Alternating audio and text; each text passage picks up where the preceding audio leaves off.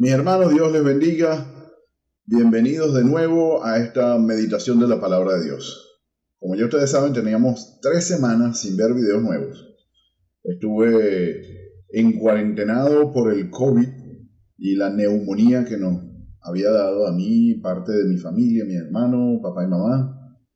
Mi esposa estuvo asintomática, gracias a Dios. Y mi cuñada, un poquitico más leve de lo que nos dio a nosotros. Gracias a Dios ya estamos recuperados. Ya desde hace unos días los médicos dijeron que somos agentes no contagiosos, aunque igual yo quisiera darle unos días más para poder compartir de nuevo con mi iglesia y con los amigos fuera de mi casa. Hoy nos toca hablar de Lucas 8.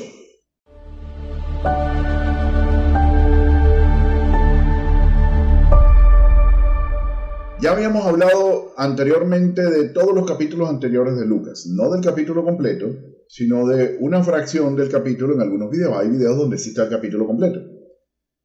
Usualmente en los estudios bíblicos que hacemos aquí en casa leemos el capítulo completo. Hoy quiero nada más leer desde Lucas 8:22 hasta el 25. Yo lo voy a ir leyendo, ustedes lo van a ver aquí en la pantalla. Antes de leer la Biblia, siempre yo les recomiendo a todos que cuando ustedes estén en este tiempo, agarre su Biblia, tome su Biblia y corrobore que lo que el predicador está diciendo es lo que dice ahí. No se vaya a dejar meter gato por liebre, no se vaya a dejar engañar. Muchos leen la Biblia y no es lo que están leyendo de verdad lo que dice la Biblia. Yo les digo, confirmen, porque incluso yo me puedo equivocar. Ahora sí, antes de leer también hay otra cosa muy importante. Hablemos con el autor del libro para que nos explique qué es lo que estoy leyendo. Oramos rápido. Señor, mi Dios y Padre Celestial, danos entendimiento de lo que vamos a leer. Ilumina nuestra mente. Ilumina nuestro entendimiento para que comprendamos tu palabra. Y que tu palabra sea explicada por tu siervo y que todos la entendamos. En el nombre de tu Hijo Jesucristo oramos. Amén. Ok, leo en el nombre del Padre, del Hijo y del Espíritu Santo. Lucas 8:22. Dice así. Aconteció un día que entró en una barca con sus discípulos y les dijo, pasemos al otro lado del lago. Y partieron. 23. Pero mientras navegaban, él se durmió y se desencadenó una tempestad de viento en el lago y se anegaban y peligraban. Y vinieron a él y le despertaron diciendo, Maestro, Maestro, que perecemos. Despertando, él reprendió al viento y a las olas y cesaron y se hizo bonanza. Y les dijo, ¿dónde está vuestra fe? Y atemorizados se maravillaban y se decían unos a otros, ¿quién es este que aún a los vientos y a las aguas manda y obedece? Ok, 4 versículos que hemos leído hoy. Si nosotros leemos un poquitico más arriba, cuando dice que entró a la barca y les dijo, está hablando de Jesucristo, para entender ese contexto de quién es el que entró y les dijo, en su Biblia lean un poquitico más arriba. Un poquitico más arriba, en el 19 vemos como entonces la madre y sus hermanos vinieron a él y no podían llegar hasta él. Y les avisó, la madre está afuera, entonces respondiendo le dijo, mi madre y mi hermano son los que oyen la palabra de Dios y la hacen. Más arriba dice, habla sobre la luz bajo una vasija. Nadie enciende una luz y la mete bajo la mesa. Si tú prendes una luz, la pones arriba para que alumbre todo. Esa es una analogía y una metáfora muy bonita que les recomiendo también que la lean. Y siguen más arriba y él está hablando el propósito de las parábolas. ¿Por qué hablas en parábolas y no hablas claro de una buena vez? Es necesario fe para entender. Aunque a los discípulos que ya tenían fe, les hablaba claro. Viene la parábola del sembrador, estoy yendo hacia arriba. las mujeres que acompañaban a Jesús. Aconteció después que Jesús, así empieza el capítulo, iba por todas las ciudades y aldeas predicando, anunciando el evangelio de Dios. Y los 12 iban con él. Ahí empieza diciendo Jesús. Fíjense un poquitico más arriba y en el principio del capítulo.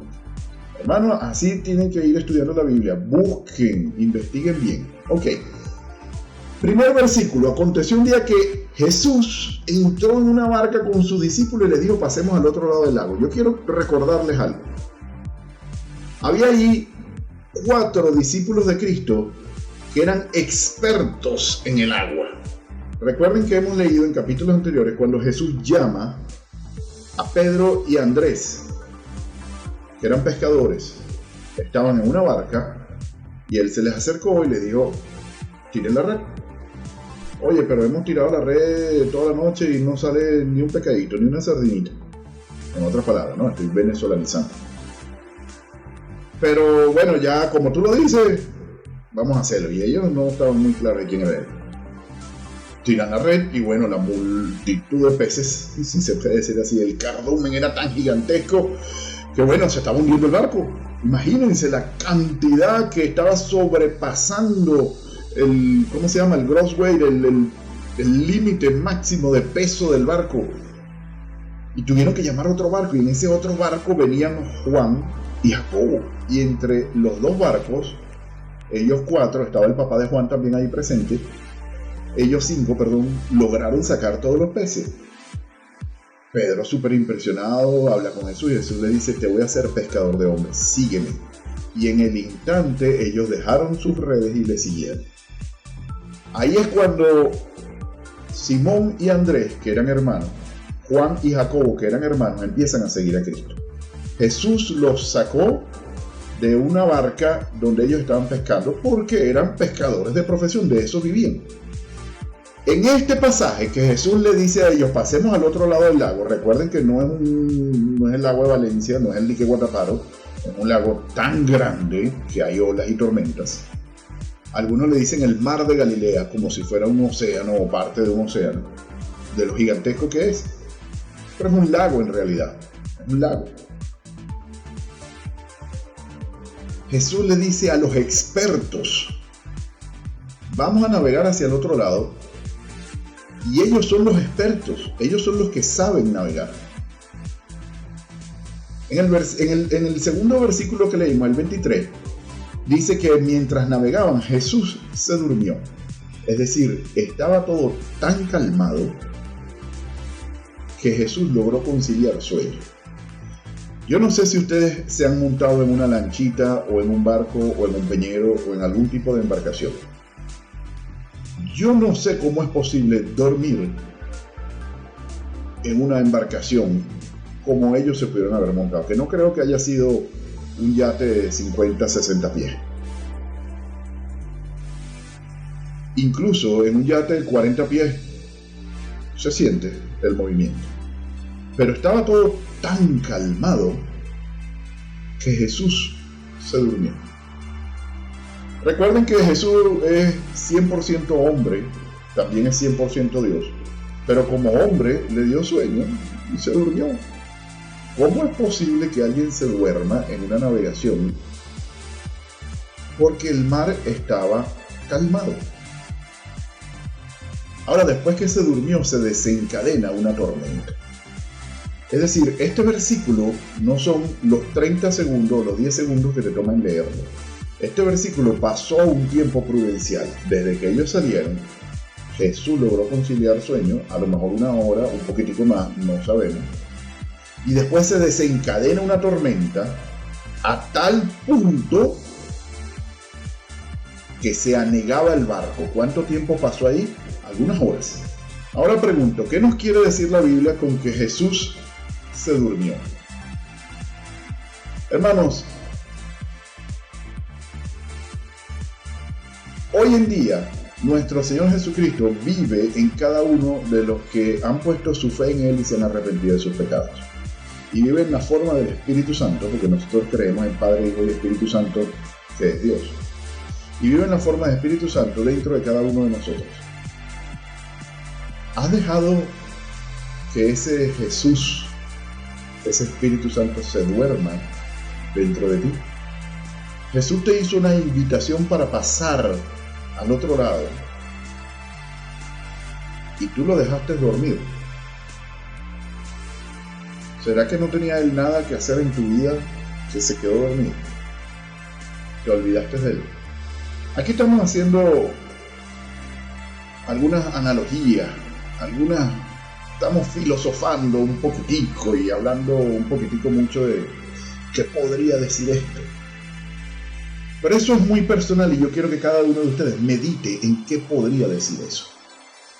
El hecho es que después que Jesús se durmió, se desencadena una tempestad de viento en el lago y se anegaban y peligraban. Después que Jesús se durmió, estaban a punto de hundirse. El tercer versículo dice que vinieron a él y le despertaron diciendo: Maestro, Maestro, que perecemos. Todo el mundo cuando está hundiéndose quiere buscar a Dios. No es malo que busques a Dios cuando te estás hundiendo. Eso es lo que tienes que hacer sin duda alguna. Tienes que buscar a Dios. Pero probablemente si lo hubiese buscado antes de la tormenta, a lo mejor ni siquiera ocurre la tormenta. Es una probabilidad. Probablemente si lo hubiese buscado durante la tormenta, no te hubieses angustiado, porque sabes que Él está ahí. Los discípulos en ese entonces estaban conociendo al Maestro. No sabían quién era Él al 100%. Tanto es que después se preguntaron eso. Ahora, yo les digo una cosa. Si yo estoy navegando y el barco se está hundiendo y Jesús está conmigo, yo estoy tranquilo. Porque sé que Él me va a salvar. En las tormentas, busca a Dios. Pero no esperes a la tormenta, búscalo desde antes. Ahora despertaron a Jesús, ¿y qué hizo Él? Reprendió al viento y a las olas, y cesaron y se hizo bonanza. Dios responde nuestras oraciones. Dios responde nuestras ocasiones. En ocasiones, Él da tiempo en la tormenta, y en ocasiones, cesa la tormenta inmediatamente. ¿En base a qué criterio? Él es Dios, Él sabe. Él sabe cuánto tiempo es necesario que nosotros estemos en esa tormenta. En el cuarto versículo, versículo 25, Jesús casi los está regañando. Y les dice: ¿dónde está tu fe?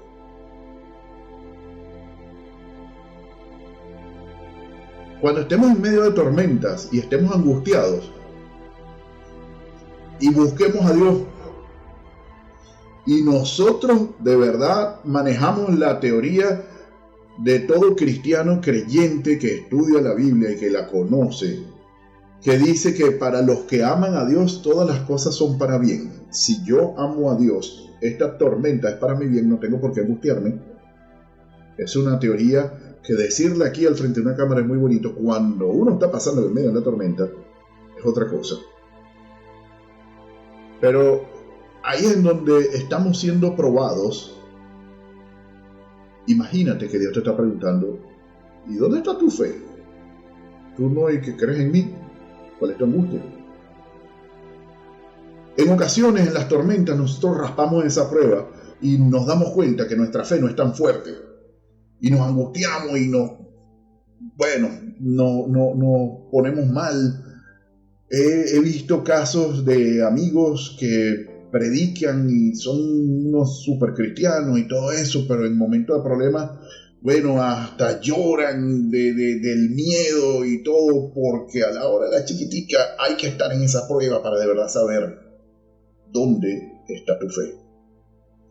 Ahora yo les digo una cosa, como dicen otros pasajes en la Biblia: mientras más pruebas pases, tu fe se va a fortalecer.